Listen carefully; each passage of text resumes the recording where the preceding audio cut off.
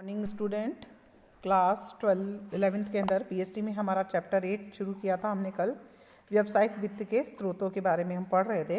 कुछ technical problem की वजह से बच्चों मेरा बीच में लेक्चर अधूरा रह गया था।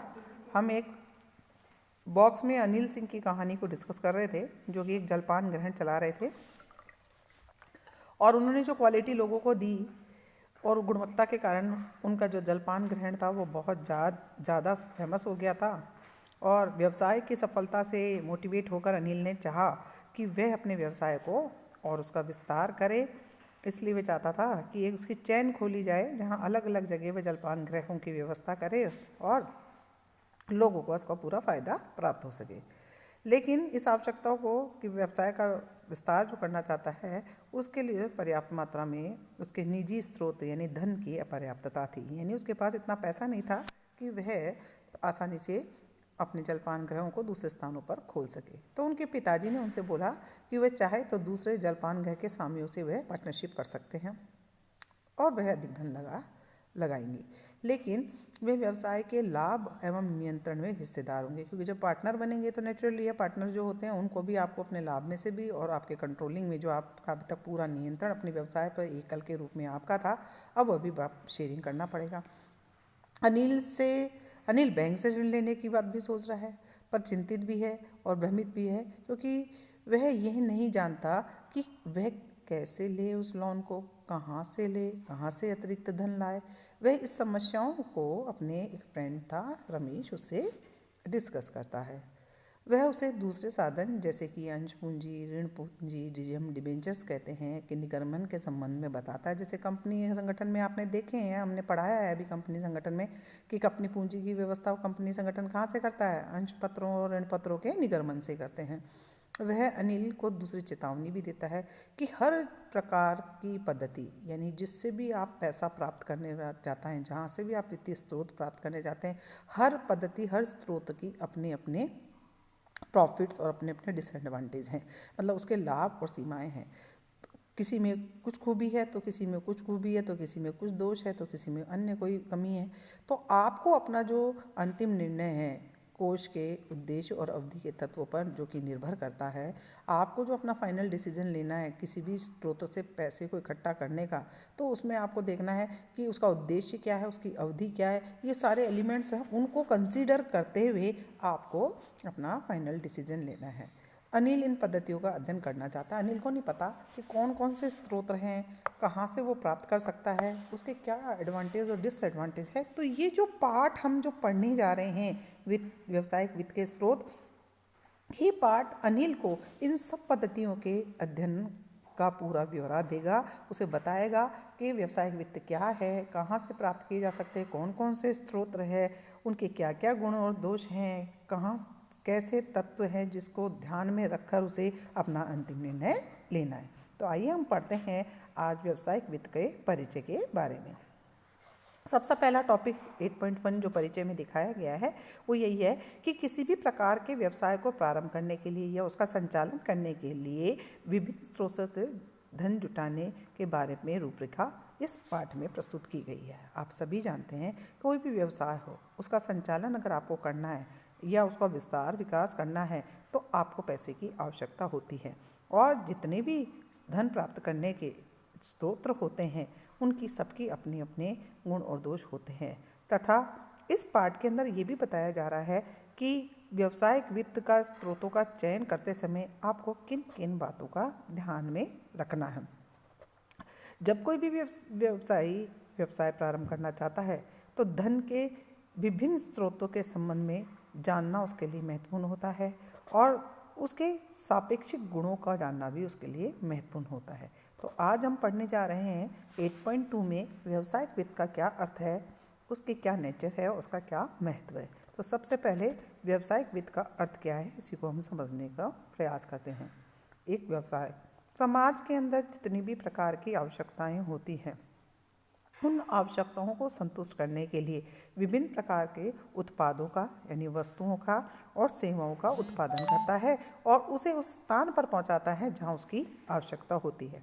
तो कोई भी व्यवसाय है उसको चलाने के लिए पूंजी की आवश्यकता होती है, धन की आवश्यकता होती है। इसीलिए कहा है कि प्रत्येक आर्थिक क्रिया किसके ऊपर चलती है? पैसे के इर्द गिर्द चलती है। और इसीलिए व्यवसाय का जीवन रक्षक या जीवन रक्त कहा गया है किसको? धन को, वित्त को।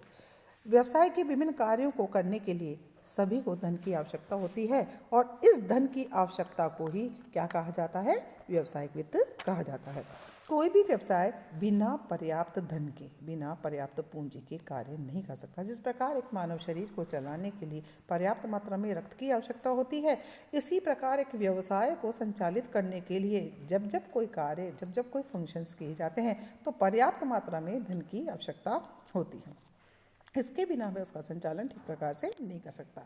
उद्यमी जो पूंजी लगाता है वो व्यवसाय वित्त की पूरी आवश्यकता के लिए पर्याप्त नहीं होती। कहते हैं जब हम बिजनेस स्टार्ट करते हैं तो हम पैसा लगाते हैं, अंदाज़ा तो हम करते हैं कि हमें कितनी आवश्यकता होती है, उसके हिसाब से इन्वेस्टमेंट करते हैं, लेकिन जैसे जैसे हम व्यवसाय को चलाते जाते हैं तो वित्तीय आवश्यकताओं की पूर्ति के लिए हमें अन्य स्रोतों को भी तलाश करनी होती है।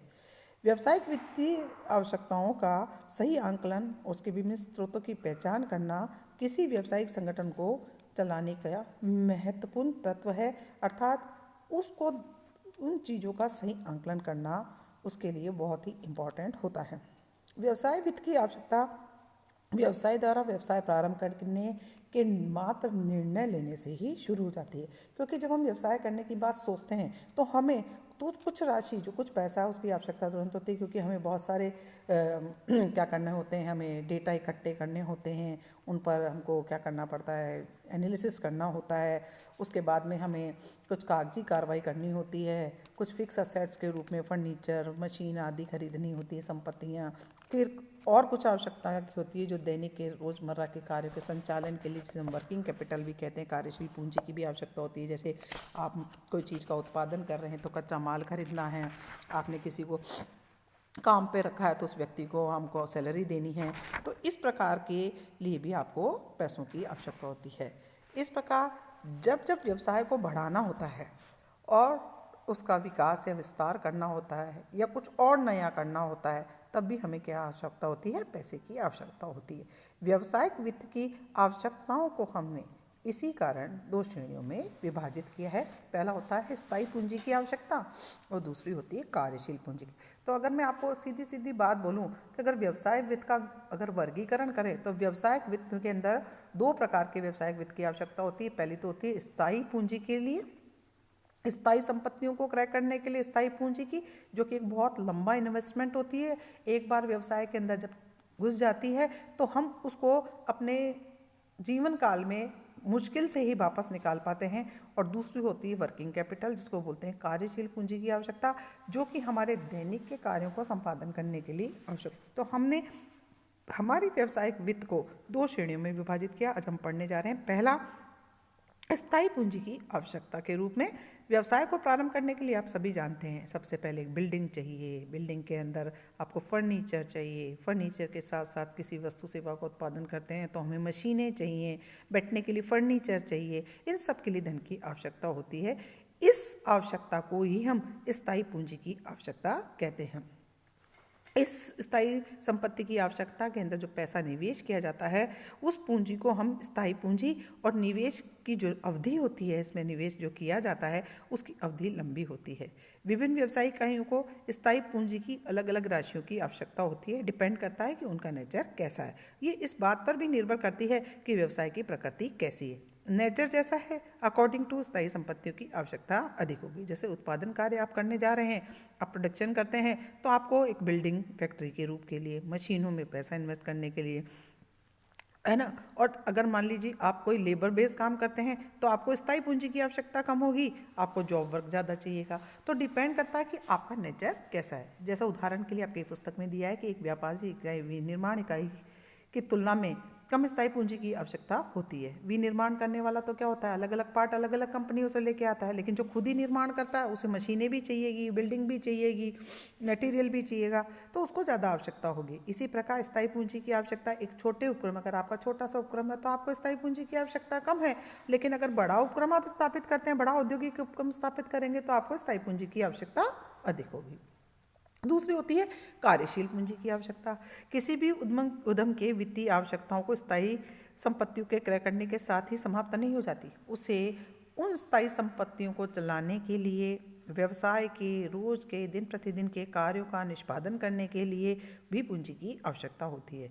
जैसे कि आप मान लीजिए, आप उत्पादन कार्य करते हैं, आपने स्थायी पूंजी में मशीनें ले आए, लेकिन मशीनें क्या काम की, जब तक आपके पास रॉ मटेरियल नहीं होगा प्रोडक्शन के लिए, आपको कच्ची सामग्री खरीदने के लिए, उस पर काम करने वाले लेबर को वेतन देने के लिए, मजदूरी देने के लिए, पर्याप्त मात्रा में स्टॉक बना के रखें उसके लिए, ऐसी चीज़ें, किराया भाड़ा चुकाने के लिए, बिजली का बिल चुकाने के लिए, ये सारी छोटी छोटी आवश्यकताएं होती हैं जो दिन प्रतिदिन के कार्यकलापों के लिए ज़रूरी होती है। इसे ही व्यवसाय की हम क्या कहते हैं, कार्यशील पूंजी की आवश्यकता कहते हैं। कार्यशील पूंजी की राशि अलग अलग व्यवसाय के लिए अलग अलग हो सकती है। ये भी कई प्रकार के एलिमेंट्स पर निर्भर करती है। मान लीजिए आप किसी को उधार माल ज़्यादा विक्रय करते हैं और तो आपको ज़्यादा वर्किंग कैपिटल की आवश्यकता होगी। अगर आप उधार नहीं देते हैं, कैश में काम करते हैं, तो आपको कम वर्किंग कैपिटल की आवश्यकता होगी।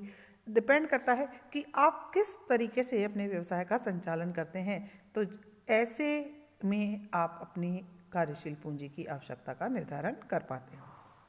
अब आता है स्थायी और कार्यशील पूंजी की आवश्यकता व्यवसाय और विकास कि उसके विकास और विस्तार के साथ भी बढ़ जाती है।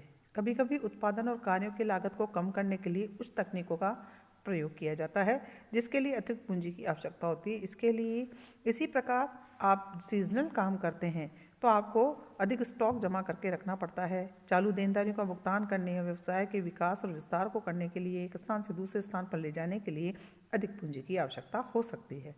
इसीलिए ज़रूरी है कि हम ये जान पाएँ कि व्यवसाय के स्रोतों, व्यवसाय वित्त को प्राप्त करने के जो स्रोत हैं वो कौन कौन से हैं, उनको हम किस प्रकार से उनसे अपना धन जुटा सकते हैं और उनके अब क्या क्या गुण और दोष है, ये जानने की हमें आवश्यकता होती है।